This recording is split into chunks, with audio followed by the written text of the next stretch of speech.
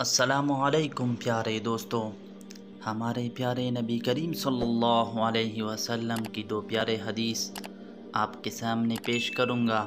آپ سب اس حدیث کو یاد کر لے۔ بسم اللہ الرحمن الرحیم۔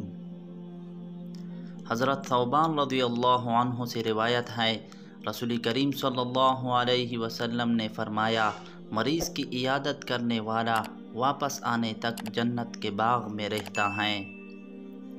حضرت ابو ہریرہ رضی اللہ عنہ سے روایت ہے، رسول کریم صلی اللہ علیہ وسلم نے فرمایا، اللہ تعالی قیامت کے دن فرمائیں گے کہ میری ذات سے محبت کرنے والے آج کہاں ہیں؟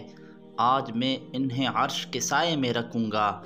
آج میرے سائے کے علاوہ کسی چیز کا سایہ نہیں۔